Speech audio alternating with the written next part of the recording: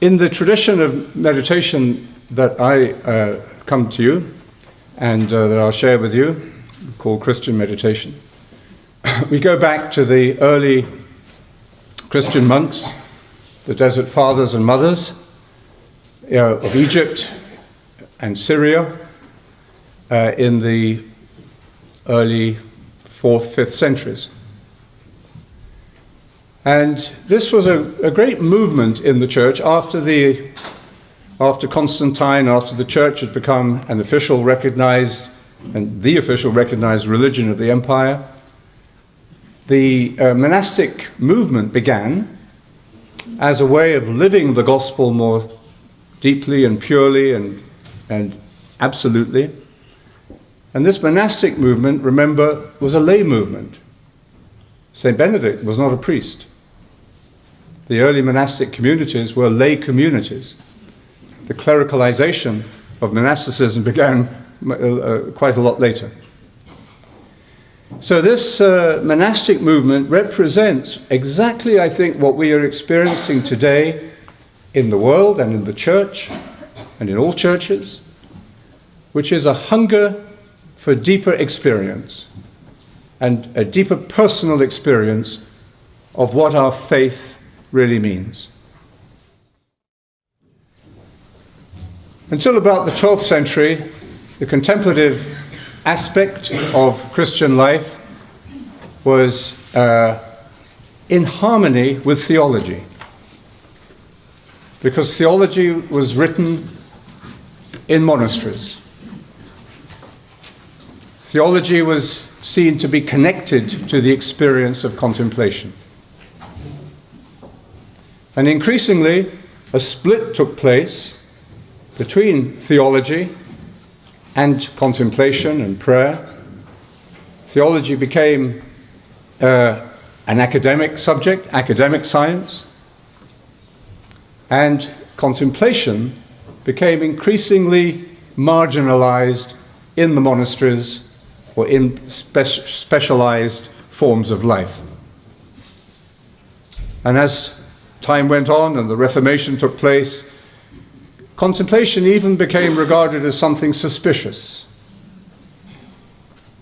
And by the time the Reformation had happened, the Catholic Church was rather suspicious of contemplation, so it should be practiced behind locked doors, because it was a little too experiential, a little too dangerous for ordinary people to think that they could have this direct contact with God. And in the Protestant tradition, contemplation was regarded as suspicious because it was too Catholic. And along with many other things happening in a secularization of society, we ended up with this split, this dissonance, which has damaged our culture and damaged our children very deeply and dangerously. It created a spiritual vacuum, and into that vacuum, in recent decades, the interest, the discovery, the dialogue of Eastern religions has entered in very powerfully. These are contemplative traditions. These are traditions that are focused more upon experience than upon doctrine or belief, although they have their own belief systems. And then, of course, the New Age phenomenon began to develop, in which, all of these were put together in different buffet styles. Now, how does the church relate to that? Well, we can stand outside of it and condemn it, or be superior to it, or just not know what to do, which is very widely the case. Or, since Vatican II, we can begin to rediscover the Christian contemplative dimension that is central to all human life. When I came to Canada in 1977 with John Main, at the invitation of the Archdiocese of Montreal, to establish a Benedictine community that would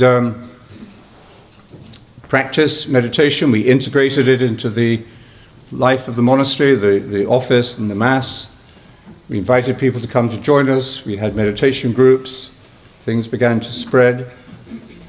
John Main began to teach to anyone who came. And he said, you know, St. Paul was writing his letters to the butchers and bakers and candlestick makers, not to Trappists and Carmelites and Dominican, you know. He was writing for ordinary people. And I think the great rediscovery that's taking place, and you are at the cutting edge of this as teachers, is to reinstate, just to remember, really, the place of contemplation in human life and in the Christian life. As I said earlier, I'm not saying meditation replaces other forms of prayer. In fact, quite the reverse. For, I would say, the vast majority of our population today, the other forms of prayer have lost their flavor. They've lost their meaning.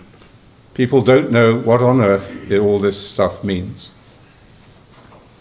They would like to sometimes, they're curious, but they don't connect with it, they can't connect. And I'm convinced that if, rather than seeing contemplation, as it were, as the goal to which we are aspiring, we need to see that God has placed this gift of contemplation within us, with our baptism, indeed with our very creation. St. Bernard said, the heart is already full of contemplation because the Spirit is praying there. And that's why we can teach meditation to kids. And it's why, because teaching is always a two-way process, isn't it? That's why they will teach us.